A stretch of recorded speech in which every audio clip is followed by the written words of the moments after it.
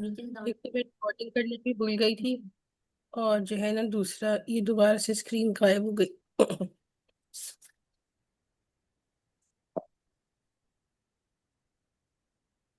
फिर दोबारा से करना पड़ेगा, और फिर वही बात होती है कि पढ़ाते पढ़ाते पूरा 116।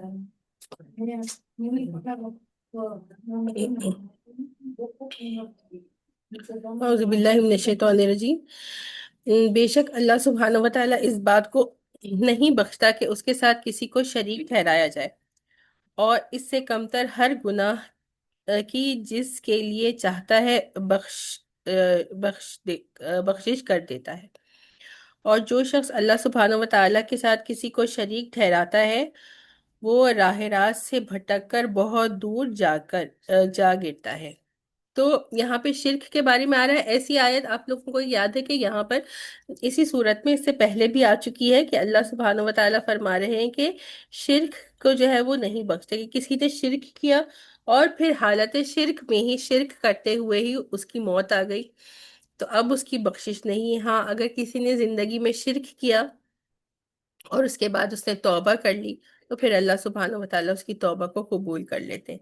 और फिर अगली बात क्या है कि अगर किसी ने शिर्क के अलावा कोई गुनाह किया है और उसकी तौबा नहीं की, तो फिर अब अल्लाह सुब्हानहू व तआला के अपने हाथ में है कि जिसको चाहे जिस हद तक चाहे माफ कर दे, और अगर चाहे तो फिर उसे माफ ना करें और उसके गुनाह का उसको सजा दें। तो ये है। तो सबसे बड़ा जो गुनाह है वो क्या है? शिर्क है। या इसके बारे में क्या आता है कि इन शिर्क लजुल्मुन अजीम, के सबसे बड़ा जो जुल्म है वो शिर्क है, कि अल्लाह सुब्हानहू व तआला ने, जिसने पूरी कायनात को बनाया है, पूरी कायनात का वो खालिक है, पूरी कायनात का वो मालिक है, और पूरी कायनात का वो रज़ाक है, रिस्क देने वाला है, उसको चलाने वाला है, तो उसके साथ किसी मखलूक को उसके बराबर ठहराया दिया जाए। वो तो खालिक है, तो खालिक और मखलूक को जो है वो बराबर ठहरा देना, ये सबसे बड़ा जो है वो जुल्म है। इसी शिर से मुतालिक अगली बात आ रही है, आया 117। इन यदऊना मिन दूनिही इल्ला इनासा व इन यदऊना इल्ला शैतानम मरीदा। अच्छा, अल्लाह को छोड़कर जिनसे ये दुआ मांग रहे हैं वो सिर्फ चंद जनानियां हैं या चंद औरतें हैं, और जिसको ये पुकार रहे हैं वो इस सरकश शैतान के सिवा कोई नहीं है। तो यहाँ पर कुरैश के बारे में, यानी उस वक्त जो इसके फर्स्ट ऑडियंस है वो कौन है? वो कुरैश मक्का है, अरब है। तो वो उनासा किसके बारे में कहा जा रहा है? इसके बारे में कुछ मुख्तलिफ राय आती हैं। सबसे पहले तो बुतों को जो है वो उनासा कहा जा रहा है, और दूसरी राय इसके बारे में क्या आ रही है यहाँ पे, किसके उनासा किसको कहा जाता है? फरिश्तों को। कि एक तो वो दुआएं करते थे, अल्लाह का जो है वो शरीक किसको ठहराते थे? बुतों को। कि खाने काबा में सबको पता है कि 360 बुत थे। इसके अलावा जो है वो क्या उनका तरीका था कि वो फरिश्तों को अल्लाह की बेटियां मानते थे, और फरिश्तों से भी जो है वो मदद और दुआएं किया करते थे। तो यही कहा जा रहा है कि वो पुकारते हैं, दुआएं मांगते हैं। किससे मांगते हैं? उनासा से, यानी कि बुतों से मांगते हैं, या फिर जो है वो फरिश्तों से मांगते हैं। और फिर कहा क्या जा रहा है कि वो नहीं पुकारते हैं सिवाय के सरकश शैतान के। कि ये जो है इस तरह से पुकारना जो है ये एक शैतानी तरीका है, कि वो सिर्फ शैतान को पुकारे, बुतों की कोई हकीकत नहीं। तो शैतान ने ही उनको जो है वो अल्लाह से मांगने से जो है वो रोक दिया है, और जो है वो गैर अल्लाह से मांगने पर लगाया है। तो इसलिए कहा जा रहा है कि वो नहीं मांगते हैं सिवाय सरकश शैतान से, कि जिसकी चाल में वो फंस गए हैं और गैर अल्लाह से वो मांग रहे हैं। अब इनके बारे में आगे क्या फरमाया, आया 118। लाअनहुल्लाह, कि अल्लाह सुब्हानहू व तआला की उन पर लानत है। और लानत का मतलब हम बार बार कर चुके हैं। क्या मतलब है लानत का? रहमत से महरूमी। के अब वो अल्लाह की रहमत से महरूम हो गए, उन्हें अल्लाह की जो रहमत है ना दुनिया में मिलेगी और ना ही आखिरत में। तो अगर देखा जाए तो इंसान की रूह कांप जाती है कि जब इंसान अल्लाह की रहमत से महरूम हो गया, तो نہ دنیا میں وہ بھلائی اور خیر پا سکتا ہے، اور نہ ہی دنیا میں تو چلو زندگی ایک لمیٹڈ چند سالوں کی ہے، لیکن جو آخرت میں اللہ کی رحمت سے محروم ہو گیا تو پھر اب وہ ہمیشہ کے لیے آگ میں اور ہمیشہ کی بربادی میں مبتلا ہو جائے گا۔ تو اللہ سبحانہ و تعالی ہمیں اپنی رحمت میں رکھے ہمیشہ، اپنے فضل میں رکھے ہمیشہ۔ وقال لَأَتَّخِذَنَّ مِنْ عِبَادِكَ نَصِيبًا مَفْرُوضًا، اور اس نے اللہ سبحانہ و تعالیٰ سے یہ کہہ رکھا ہے کہ میں تیرے بندوں سے ایک طے شدہ حصہ لے کر رہوں گا۔ تو یہ جو کہا گیا ہے پچھلی آیت میں کہ جو شیطان سرکش شیطان کو پکارتے ہیں، تو اس شیطان کے بارے میں آ رہا ہے وقال، اور اس نے کہا یعنی اس شیطان نے اللہ سے یہ کہا تھا کہ میں آپ کے جو ہے وہ لوگوں میں سے جو ہے وہ ایک حصہ لے کر رہوں گا، یعنی اس نے یہ کہا تھا، بار بار اس کی کنورزیشنز آئی ہیں کہ قرآن پاک میں بھی، تو اس نے کیا کہا کہ میں آپ کے جو بندوں کو جو ہے وہ گمراہ کروں گا اور سیدھی راہ سے جو ہے وہ ان کو بھٹکاؤں گا۔ مزید جو شیطان نے کہا تھا وہی یہاں پر آ رہا ہے 119، وَلَا أُضِلَّنَّهُمْ وَلَا أُمَنِّيَنَّهُمْ وَلَا آمُرَنَّهُمْ، کہ وہ کہہ رہا ہے کہ ضرور میں اللہ سبحانہ و تعالیٰ سے اس نے کہا تھا کہ میں ضرور بضرور، اس میں حد سے زیادہ تاکید آ رہی ہے کہ جس اسلوب سے وہ شیطان بات کر رہا ہے کہ میں ضرور ہر صورت میں ہر حال میں ان لوگوں کو یعنی اللہ کے بندوں کو جو ہے وہ گمراہ کروں گا۔ وَلَا أُمَنِّيَنَّهُمْ، اور میں ان کو جو ہے وہ ان کی جو ہے وہ آرزوؤں میں جھوٹی تمناؤں میں یعنی جس کا حقیقت سے کوئی تعلق نہیں ہے اس میں مبتلا کر دوں گا۔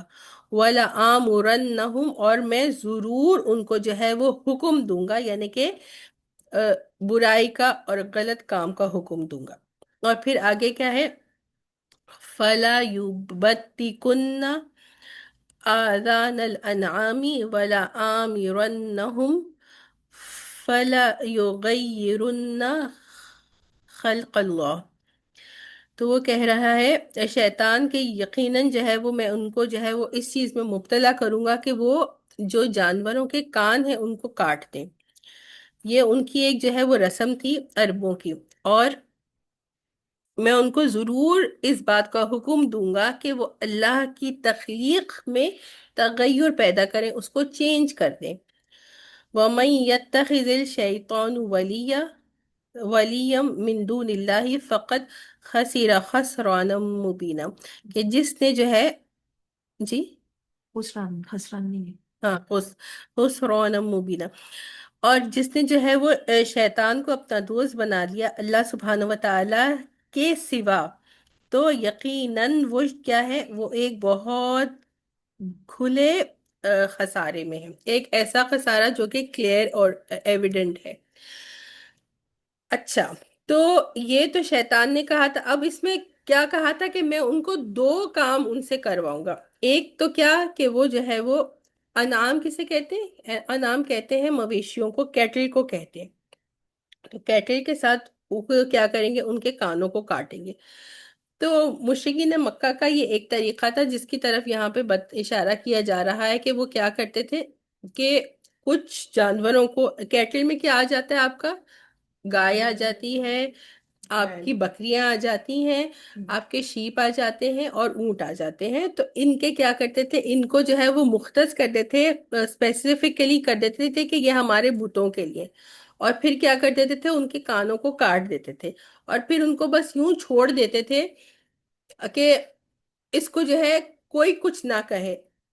میں نے اس طرح سے وہ دیکھا ہے، ہندو بھی ایسے کرتے ہیں کہ گایوں کو چھوڑ دیتے ہیں اپنے بھگوانوں کے نام پر کہ جو ہے وہ بس جہاں جائیں جہاں سے کھانا چاہے، تو ایگزیکٹلی اس زمانے میں جو ہوتا تھا وہ آج بھی ویسے ہی ہوتا ہے کہ ان کا کیا ہوتا ہے کہ وہ جا کر جہاں سے جو ہے وہ کھانا چاہے کھا لیں، وہ ہماری بھگوان ہے یہ، تو وہ لوگ بھی اسی طرح سے کرتے تھے کہ جانوروں کو خاص کر دیتے تھے کہ ہمارے بتوں کے جانور ہیں، ان کے کانوں کو کاٹ دیتے تھے تاکہ پتہ چل جائے کہ یہ وہ خاص ہیں جو بتوں کے جانور ہیں۔ اب اس سے جو ہے نا کوئی فائدہ نہیں اٹھا سکتا، یعنی نہ اس کا کوئی دودھ استعمال کر سکتا ہے کسی بھی طرح، نہ اس سے کوئی کام کروا سکتا ہے کہ اگر آپ کچھ کام کرواتے ہیں تو اس سے فائدہ حاصل ہوتا ہے، تو اس سے کسی طریقے کا کوئی فائدہ نہیں اٹھا سکتا، اور ان کو چھوڑ دیا جاتا تھا کہ وہ جہاں سے جائیں، جو چاہیں جدھر جائیں جو ہے وہ جائیں، کھائے پیے، کوئی ان کو کسی طرح سے روک بھی نہیں سکتا تھا۔ تو ایک یہ بات یہاں پر بتا دی گئی، اور دوسری بات کیا گئی، کہا کہ میں ضرور ان کو حکم دوں گا کہ وہ اللہ کی تخلیق میں تغیر کرے۔ وہ مخلوق میں کچھ بھی آ سکتا ہے، لیکن اسپیسیفکلی حدیث سے کیا ثابت ہوتا ہے کہ انسان، حدیث میں تین چیزیں آتی ہیں جس کے بارے میں آپ صلی اللہ علیہ وسلم نے ایسا کرنے والوں پر لعنت فرمائی ہے، اور اس کو اسی چیز کی تفسیر ہے یہاں پہ، تغییر من خلق اللہ، کہ اللہ کی جو تخلیق ہے اس کو چینج کرنا۔ تو اس میں سب سے پہلے کیا بات آ رہی ہے؟ آئی بروز بنانا۔ جو عورت آئی بروز بناتی ہے، کسی دوسرے کی بناتی ہے، اور جو خود کہتی ہے کسی اور سے کہ میری بناؤ، تو بنانے جس کی بنا رہی ہے اور جو بنا رہی ہے وہ دونوں ملعون ہیں، ان پر اللہ کی لعنت ہے۔ اور آئی بروز بنانا ہم لوگ کا کتنا زیادہ جو ہے وہ کامن ہے۔ مونچھوں کے بارے میں نہیں ہے، آپ بنا سکتی ہو کیونکہ اس میں، اچھا باقی فیشل ہیئر کے بارے میں بتا دیے، صرف آئی بروز کا ہے، باقی آپ کو فیشل ہیئر ریموو کروانا ہے اور باڈی ویکس کروانی ہے یا کسی اور طریقے سے؟ جی میں بتا رہی ہوں ایک منٹ۔ اگر آپ کو اپر لپس بنوانا ہے یا فیشل ویکس کروانا ہے، یہ کروانا جائز ہے، کیوں؟ کیونکہ اگر مونچھیں زیادہ ہو جاتی ہیں تو مردوں سے مشابہت آ جاتی ہے، تو اس میں اجازت ہے۔ صرف آئی بروز بنانے کو پر لعنت دی گئی ہے، اس کو منع فرما دیا گیا۔ ایک بہت چھوٹی سی چیز ہے، لیکن اللہ کی رضا کے لیے ہم چاہیں تو اس کو بہت آسانی سے چھوڑ سکتے ہیں۔ ایک چیز یہ ہو گئی۔ دوسری چیز کیا ہو گئی؟ اچھا ٹیٹو کرنا۔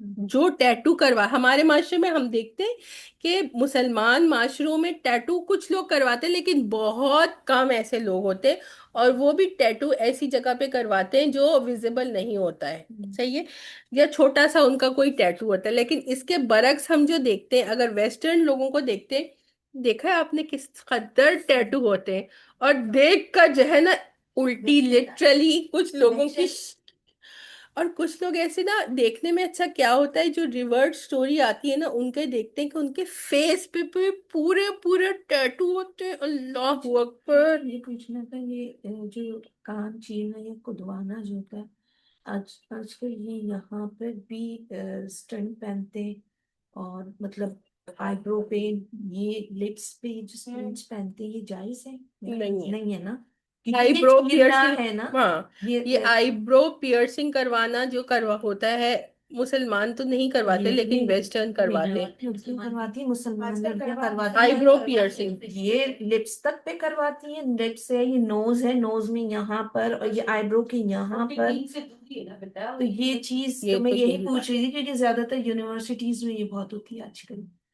نہیں ابھی یہ بیچ نہیں میں تو کروانا ٹرینڈ بہت چاہیے، زیادہ تھا، ابھی اب تو نہیں، فیشن بیچ ہو میں گیا، بہت ہاں تھا کہ یہ چیز کرواتے تو لوگ اور یہ لپس بھی، ایون کے لپس پہ بھی کروا رہی تھی، اسٹیل کی، وہ جو اسٹینلیس اسٹیل کی وہ نہیں جو آتی ہے کروانی نا، چاہیے، ہاں۔ یہ وہ اچھا میں میرے نے خیال سے ویسٹرن اسی لوگوں میں کو تو نہیں بہت آتا دیکھا کہ اس یہ کان اور یہ چیرنا وہی چیز آ گئی نا، اسی بالکل میں ہی آ جاتا ہے۔ لپس کو بھی تو کروانی ہے۔ چاہیے تو کہہ رہی یہی تو بتا رہی ہوں۔ اچھا تو یہ بات ہوگی، ٹیٹو کے بارے میں بات ہو رہی تھی نا، ہاں، ابھی میں بتا رہی تھی کہ اپنے حساب سے بتاؤں گی تو ون بائی ون آؤں گی نا، پھر اگر کچھ مس ہوگا تو آپ پوچھ لیجیے گا، انشاءاللہ ضرور جواب دوں گی۔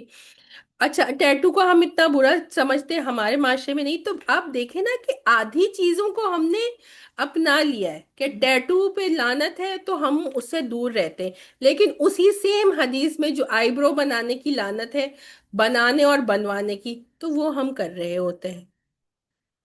تو دین کا نا ہم نے پارٹس میں ڈیسائیڈ کر لیا کہ یہ ہمارا جو ہے وہ، اس کو ہم اپنا لیتے ہیں اور اس کو ہم چھوڑ دیتے ہیں۔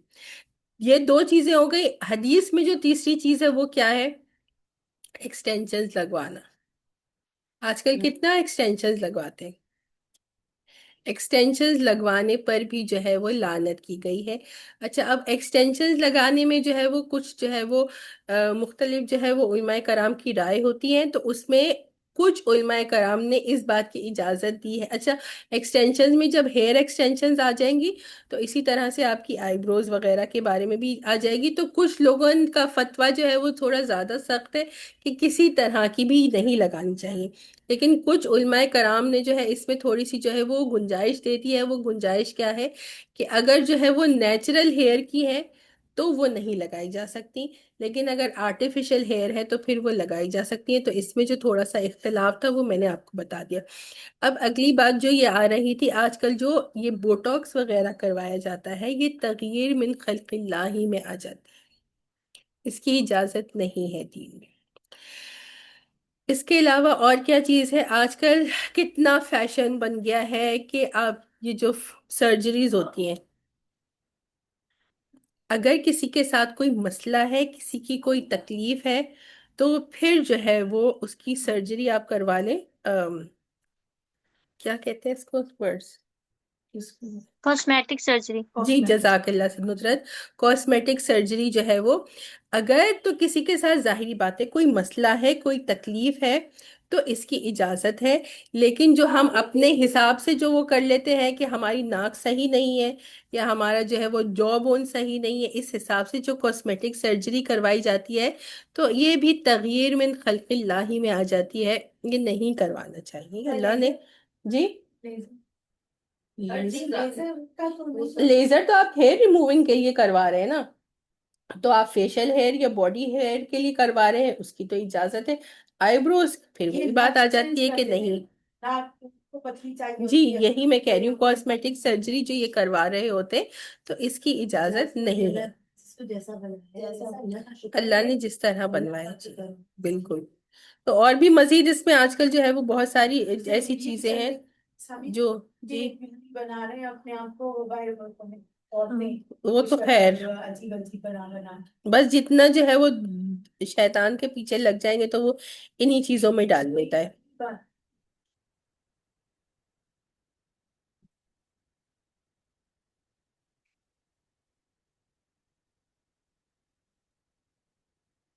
ایک منٹ پیچھے سے دیکھ لوں، بس صحیح ہے. 120 یعدہم ویمنیہم وما یعدہم الشیطان الا غرورا.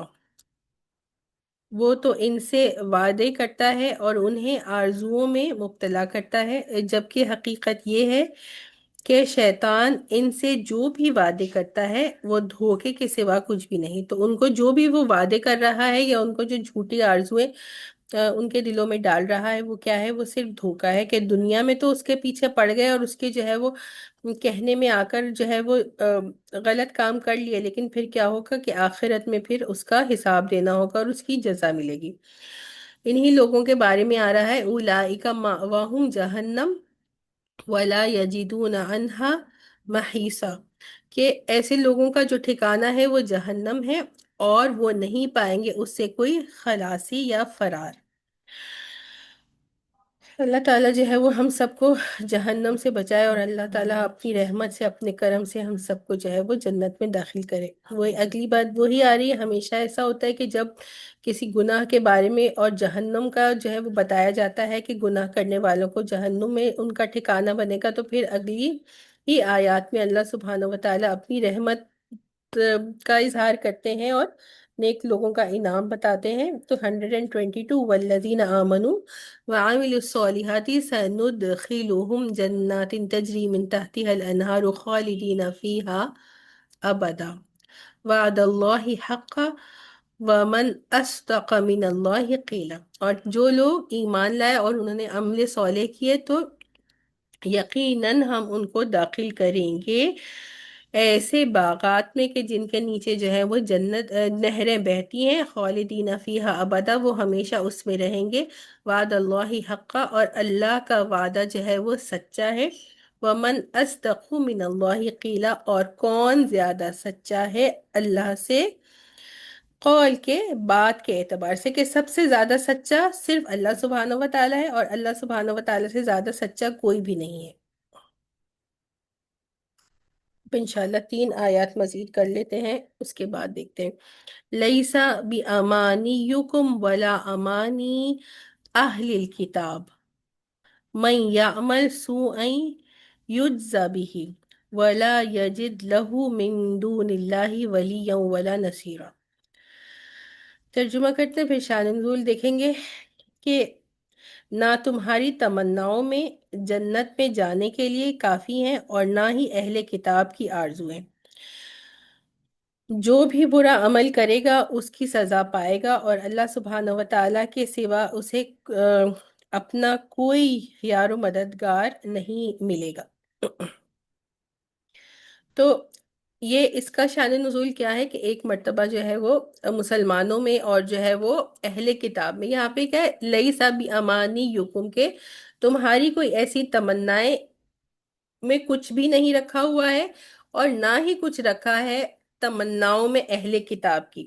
تو ان کی کیا تمنائیں تھی، وہی اپنی ایک مرتبہ جو ہے وہ مسلمانوں میں اور اہل کتاب میں، ظاہری بات ہے ہیومنز ہیں، آپس میں ایک جیسے بحث ہو گئی۔ تو اہل کتاب نے کہا کہ ہم تم سے بہتر ہیں۔ کس لیے ہم تم سے بہتر ہیں؟ کہ جو ہے وہ ہمارے نبی پہلے آئے تھے اور ہماری کتاب تم سے پہلے آئی تھی، تو ہم اب کیونکہ پہلے آئے تھے، ہمارے نبی بھی اور ہماری کتاب بھی، تو ہم تم سے بہتر اور برتر ہیں۔ تو مسلمانوں نے اس کے جواب میں یہ کہا کہ نہیں، ہمارے نبی تو خاتم النبیین ہے، اور ہماری کتاب اور ہماری شریعت تو آخری کتاب اور آخری شریعت ہے، اور اس کتاب اور اس شریعت نے جو ہے وہ پچھلی شریعتوں کو منسوخ کر دیا ہے، تو ہم بہتر ہیں۔ تو اس کے جواب میں اللہ سبحانہ و تعالیٰ نے یہ آیہ مبارکہ نازل کر دی کہ یہ جو تمہاری جو ہے وہ تمنائیں ہیں، یا جو تم آپس میں بحث و مباحثہ کر رہے ہو، اس میں کچھ بھی نہیں رکھا ہوا۔ تم میں سے جو شخص بھی برا عمل کرے گا، یجزا بھی، کہ اسے اس کا کی جزا یا اس کو اس کا بدلہ، جزا ہم اردو میں سمجھتے ہیں کہ اچھا بدلہ، لیکن عربی زبان میں جزا بدلہ ہوتا ہے کہ برائی کا بدلہ برا اور اچھائی کا بدلہ برا ہے، تو اس کو اس کا جو برائی کرے گا تو اس کو اس کا بدلہ ملے گا، اور وہ اللہ کے سوا کسی کو اپنا جو ہے ولی اور جو ہے وہ مددگار، حامی اور ناصر نہیں پائے گا۔ اب یہ ایک لفظ دیکھیں، ترجمہ میں آپ لوگوں کی اسکرین پر چھوڑ دیتی ہوں، جو اسکرین پر دیکھ رہے ہیں جن کے سامنے رکھا ہوا ہے وہ، آپ اس آیت کو ایک مرتبہ خود پڑھ لیجئے۔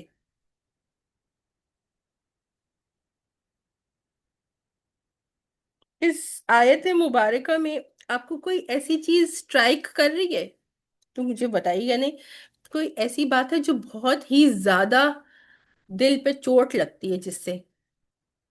زیادہ تر ہم اپنے خیالات پہ چلتے ہیں،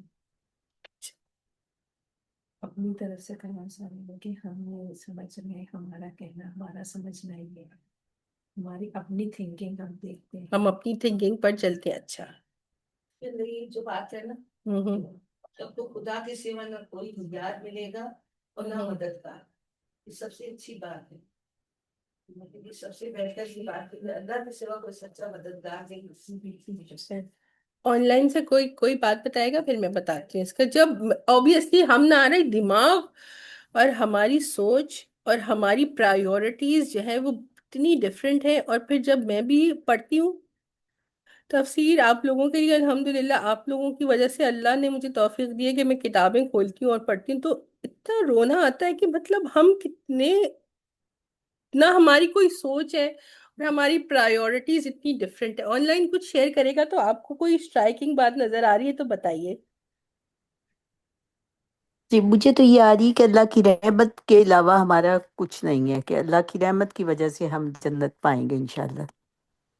اچھا جی، تو یہ ٹھیک ہے الحمدللہ، یہ بالکل بہت ساری ایسی تو باتیں اگر ہم کرنے لگتے ہیں تو وہی باتیں کہ بہت سی چیزیں ہم ڈسکس کر سکتے ہیں، بہت سارے لیسنز ایک چھوٹی سی آیت سے بھی ہم نکال سکتے ہیں۔ لیکن جو جب یہ آیہ مبارکہ نازل ہوئی اور صحابہ کرام نے اس کا مڈل 3 حصے ہیں نا آیت کے، مڈل پارٹ دیکھا، من یعمل سوءا یجزا بہ، کہ جو کوئی گناہ کرے گا اس کو اس کا بدلہ ملے گا۔ صحابہ کرام نے اس سینٹنس کو جب پڑھا تو مجھے بھی، خیر یہ بات ہم سب ایک جیسے ہی گناہ گار ہیں، تو میں نے بھی ایسے ترجمہ کیا، اور مجھے ایک ایسی بات نہیں ہوئی، لیکن جب صحابہ کرام نے اس آیت کو سنا، وہ تو پڑھتے نہیں تھے، وہ سنتے تھے، بے انتہا پریشان ہو گئے کہ اگر ہم کوئی بھی برائی کریں گے تو ہمیں اس کا بدلہ ملے گا، اور آخرت میں بدلے سے وہ اتنا زیادہ ڈرتے تھے کہ وہ آپ صلی اللہ علیہ وسلم کی خدمت میں تشریف لائے اور سوال کیا کہ اگر ہم کوئی برائی کریں گے اور ہمیں اس کا بدلہ ملے گا تو ہم میں سے کوئی فلاح ہی نہیں پا سکتا۔ تو اس پہ آپ صلی اللہ علیہ وسلم نے کہا کہ بدلہ تو ملے گا، لیکن ضروری نہیں ہے کہ وہ آخرت میں بدلہ ملے، اور ضروری نہیں ہے کہ اس کا بدلہ جہنم ہی ہو۔ تو تم سے اگر کوئی گناہ ہوتا ہے تو اس میں سے کچھ گناہوں کا بدلہ تمہیں دنیا میں بھی ملتا ہے۔ یہاں تک کہ کیا فرمایا، ہم نے سب نے یہ حدیث سنی ہے کہ اگر کسی کو ایک کانٹا بھی چبھتا ہے تو وہ کیا ہے، اس کے گناہوں کا کفارہ بنتا ہے۔ تو وہ اسی آیت کے جواب میں، یعنی حدیث جو آتی ہے وہ ایک حدیث، اس کے مختلف ورژنز ہوتے ہیں، کوئی چھوٹا ورژن ہوتا ہے، کوئی ڈیٹیلڈ ورژن ہوتا ہے، تو اس حدیث کا جو ڈیٹیلڈ ورژن ہے وہ اس آیت کی تفسیر میں آپ صلی اللہ علیہ وسلم نے یہ بات فرمائی تھی کہ ضروری نہیں ہے۔ اور ایک اور جو ہے وہ روایت میں کیا آتا ہے کہ حضرت ابو بکر صدیق جو ہے، وہ ظاہری بات ہے سب سے بہتر جو انبیاء کرام کے بعد انسانوں میں ہے وہ حضرت ابو بکر صدیق ہیں، تو ان کے بارے میں یہ بات آتی ہے کہ وہ، اور روایت حضرت عائشہ سے ہے کہ وہ جب انہوں نے اس کو پڑھا تو وہ بہت پریشان ہو گئے، اور آپ صلی اللہ علیہ وسلم کی خدمت میں آئے اور کہا کہ پھر اگر ہمیں ہر گناہ کا بدلہ ملے گا تو ہم کیسے فلاح پائیں گے، ہم میں سے کوئی نہیں بچ سکے گا۔ تو آپ صلی اللہ علیہ وسلم نے ان سے یہ کہا کہ جو تم بیمار ہوتے ہو، تمہیں بخار ہوتا ہے، تو یہ بھی کیا ہے، تمہارے گناہوں کا کفارہ ہے۔ تو پھر جب اس تفسیر کو ہم دیکھتے ہیں اور اس بات کو ہم سمجھتے، تو یہ اللہ کی کتنی بڑی رحمت ہے کہ ہر گناہ کا بدلہ آخرت میں نہیں مل رہا، کچھ گناہوں کا بدلہ ہمیں دنیا میں یا ہمارا اس طرح سے اللہ تعالیٰ ہمارے لیے کفارہ بنا دیتے ہیں ہم مشکلوں کو۔ تو یہ اللہ کی کتنی رحمت ہے کہ اگر ہر چیز، جو ہم تو کتنے گناہ گار ہیں، لاکھوں گناہ ہم نے ابھی تک کر لیے، ہر گناہ کا اگر بدلہ آخرت میں ملے گا تو پھر ہمارا کیا ہوگا۔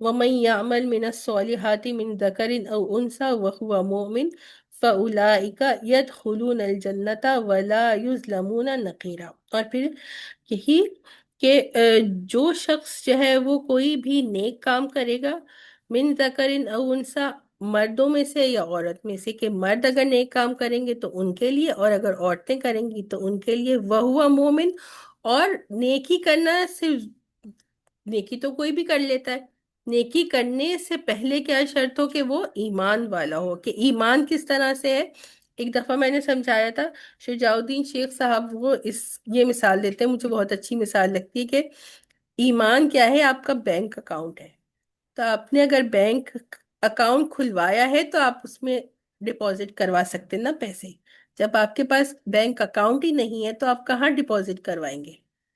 تو ایمان جو ہے وہ بینک اکاؤنٹ ہے، تو ایمان ہوگا تو آپ نے اکاؤنٹ اپنا کھول دیا، اب آپ نے نیکیاں کی تو آپ اپنی نیکیوں کو اپنے اکاؤنٹ میں ڈپازٹ کروا رہے ہیں۔ جس کے پاس اکاؤنٹ نہیں ہے وہ کہاں ڈپازٹ کرائے گا، سمجھ میں آتی ہے نا بات۔ تو ایمان جو ہے وہ شرط ہے۔ فَأُولَٰئِكَ يَدْخُلُونَ الْجَنَّةَ، پس وہ لوگ جو ہے وہ جنت میں داخل ہوں گے، وَلَا يُظْلَمُونَ نَقِيرًا، اور ان پہ جو ہے وہ گٹلی کے اوپر کی جو شگاف ہے، اس یعنی کھجور کی گٹلی پر جو شگاف ہے، اس کا جو وہ چھلکا، ہاں وہ پلاسٹک جیسی جو چیز ہوتی ہے اس کے اوپر چھوٹی سی پتلی سی، اس کے برابر بھی جو ہے وہ ظلم نہیں کیا جائے گا، یعنی جتنا جس نے نیکی کی ہے اس کو اتنا ہی۔ اور پھر ہم بار بار یہ بات کہتے ہیں کہ نیکیوں کا بدلہ اللہ ایک نیکی کے بدلے ایک نیکی کا ایک بدلہ نہیں، بلکہ کم از کم 10 اور 700 اور اس سے بھی کہیں زیادہ جو ہے وہ بدلہ دیتے ہیں۔ تو یہ اللہ کا فضل اور اللہ کی رحمت ہے۔ بس انشاءاللہ یہ آخری یہاں تک کریں گے، نہیں 126 بھی کریں گے، دو کریں گے۔ ومن احسن دینا ممن اسلم وجهه لله وهو محسن واتبع ملة إبراهيم حنيفا واتخذ الله إبراهيم خليلا۔ اور اس شخص سے بہتر کس کا دین ہوگا کہ جس نے اپنے چہرے کو اپنی سمت کو اللہ سبحانہ و تعالیٰ کے آگے جھکا دیا ہو جبکہ وہ نیکی کا خوگر بھی ہو، اور جس نے سیدھے سچے ابراہیم علیہ السلام کے دین کی پیروی کی ہو۔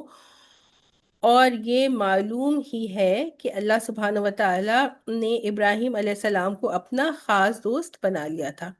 تو یہاں پر جو ہے وہ بتایا جا رہا ہے کہ نیکی کرنے کا جو کرائٹیریا ہے وہ کیا ہے، من احسن دینم ممن اسلم وجہہ، کہ اس سے بہتر کس کا دین ہے کہ جس نے اپنے چہرے کو اللہ سبحانہ و تعالیٰ کے سامنے جھکا دیا۔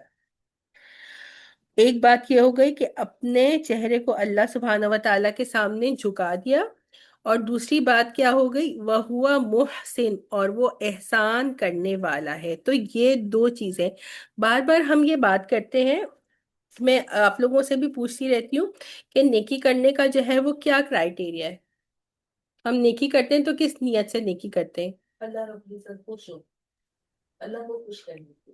ٹھیک ہے، اللہ کو خوش کرنے کے لیے، اللہ کے لیے، یعنی کہ اس میں اخلاص ہونا چاہیے، ہے نا۔ بار بار ہم یہ بات کہتے ہیں ریاکاری نہیں ہونی چاہیے، اس پہ اخلاص ہونا چاہیے۔ تو یہ ثابت جو ہے، جو بات ہو رہی ہے نا، وہ یہاں سے ہی ہوتی ہے، ممن اسلم وجہہ للہ، کہ اللہ کے سامنے اپنے سر کو جھکا دیا، یعنی اللہ کی رضا کے لیے اس نے وہ نیکی کی۔ یہ بات ہو گئی۔ وَهُوَ محسن، اور وہ احسان کرنے والا ہے۔ تو اس کی تفسیر کیا ہوگی یہاں پر؟ علماء کرام نے یہاں پہ کیا فرمایا ہے کہ یہاں پر احسان کرنا یا محسن ہونے کا مطلب کیا ہے کہ وہ شریعت کے طریقے کو فالو کرتا ہے۔ جیسے ابھی میں نے پہلے یہ بات کی، وہ یہاں سے بات ثابت ہو رہی ہے کہ دوسری چیز کیا ہونی چاہیے، وہ اتباع سنت ہونی چاہیے، یا شریعت کا طریقہ وہ طریقہ ہو جو قرآن میں ہے اور سنت میں ہے۔ تو ہم کوئی بھی نیکی کرتے ہیں، بار بار اس چیز کو ہم ریپیٹ کرتے ہیں کہ سب سے پہلے اخلاص ہونا چاہیے، اور اس کے بعد وہ طریقہ ہونا چاہیے جو قرآن کا طریقہ ہے، یا آپ صلی اللہ علیہ وسلم نے ہمیں اپنی مبارک سنت سے سکھایا ہے۔ وَاتَّبِعَ مِلَّةَ إِبْرَاهِيمَ حَنِيفًا، اور اس نے وہ اتباع کرنے والا ہے ابراہیم علیہ السلام کی، کہ جو حنیف تھے۔ تو ابراہیم علیہ السلام کا کیا طریقہ ہے؟ جو اللہ پاک نے ابراہیم علیہ السلام، جی، لیکن ان کا طریقہ کیا ہے؟ تو صرف اللہ کے آگے جھکتے تھے، بتوں کے ہونے کے باوجود۔ یہ کہ وہ موحد تھے، وہ حنیف تھے۔ ان کی حنیف ہونے کا کیا مطلب ہوتا ہے؟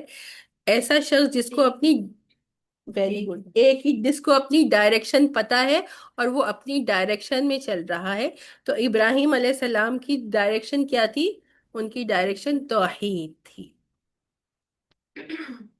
اور پھر ابراہیم علیہ السلام کے بارے میں فرمایا وَاتَّخَذَ اللَّهُ إِبْرَاهِيمَ خَلِيلًا، اور اللہ سبحانہ وتعالی نے ابراہیم علیہ السلام کو اپنا خلیل، یعنی کہ بہت خاص دوست بنا لیا تھا۔ یہ تو ہم جانتے ہی ہیں سب کہ ابراہیم علیہ السلام کا لقب بھی کیا ہے؟ خلیل اللہ ہے۔ اور یہ آج کی آخری آیت ہے، الحمدللہ۔ وَلِلَّهِ مَا فِي السَّمَاوَاتِ وَمَا فِي الْأَرْضِ، اور اللہ سبحانہ وتعالی ہی کے لیے ہے جو کچھ بھی آسمانوں میں ہے اور جو کچھ بھی زمین میں ہے۔ وَكَانَ اللَّهُ بِكُلِّ شَيْءٍ مُحِيطًا، اور اللہ سبحانہ وتعالی ہی ہر ایک چیز کا احاطہ کیے ہوئے ہے، یعنی ہر ایک چیز اللہ سبحانہ وتعالی کے ایبسولوٹ کنٹرول میں ہے۔ تو الحمدللہ یہاں تک ہی آج کرنا تھا، اس کو اینڈ کرتے ہیں۔ ریکارڈنگ کو پھر انشاءاللہ جلدی سے کر لیں گے۔